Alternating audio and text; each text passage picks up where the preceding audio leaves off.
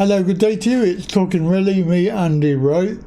Today, the story we have for you is in the New Statesman online, and the headline: Ian Duncan Smith admits the 5-week wait for universal credit is pointless, but he wouldn't change it.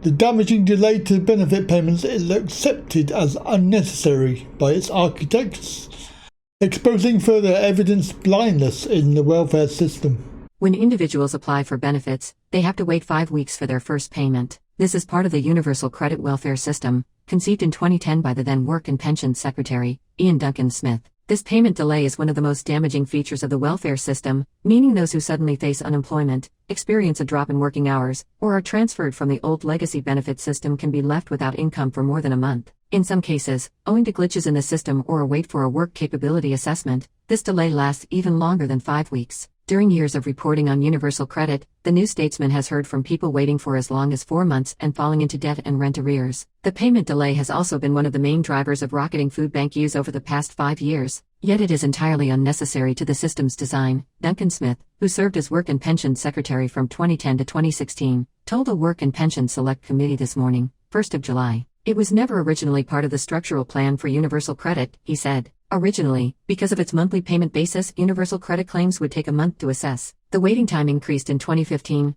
when a 7-day waiting period was introduced in law, meaning claimants would have to wait up to 6 weeks for their payments. It was reduced to a 5-week wait in 2017 under Theresa May's government, under pressure from Tory backbenchers and Labour. Duncan Smith said the extra waiting days brought in after 2015 were not for elements of efficiency, but rather because there was a view that the wait period could be longer, something he said he didn't necessarily agree with at the time.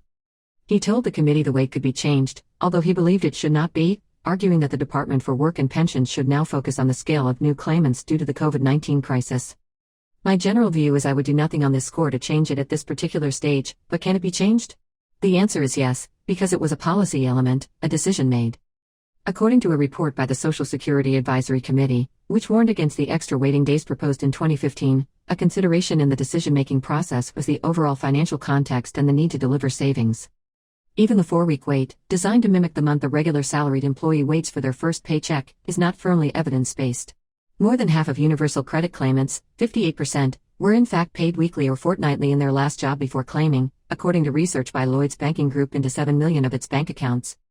Indeed, the conservative peer Philippa Stroud, who was Duncan Smith's ministerial special advisor, suggested to MPs at the same select committee session that universal credit should be paid weekly and fortnightly to those who had been paid their wages in this way. At the time that was not possible to do in the digital system, she said. But I suspect now the whole machinery is more stable that it would be something worthwhile revisiting. Yet even during the pandemic, with mass unemployment forecast and the need for workers, some without adequate sick pay, to immediately self-isolate for 2 weeks if necessary, the 5-week wait remains. To continue shoehorning people into the spending and saving rhythms of monthly salaried workers exposes the same evidence blindness as the return to sanctions and conditionality announced by the government on 29 June. As my colleague Stephen Bush explained, evidence shows that sanctions, pausing benefits for often minor transgressions, don't work, and that conditionality for working-age benefits, 35 hours per week of job-seeking activities, is illogical in a labor market ravaged by the coronavirus lockdown.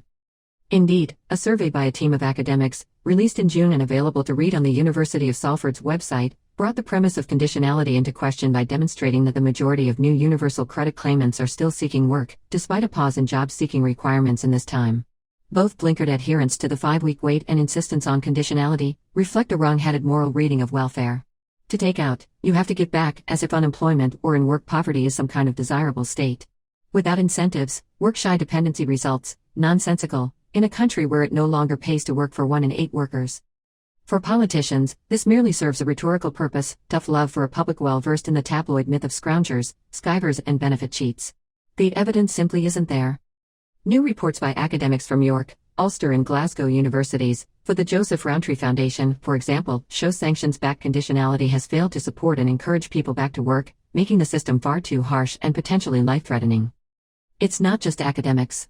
Claimants and job center work coaches themselves report that sanctions don't work and create a counterproductive atmosphere of mistrust and hostility between claimant and advisor. Even employers are negative about conditionality. A January study found that it results in large volumes of unfiltered and unsuitable job applications, box ticking, and compliance targets. This is despite the enthusiasm to recruit unemployed people searching for work.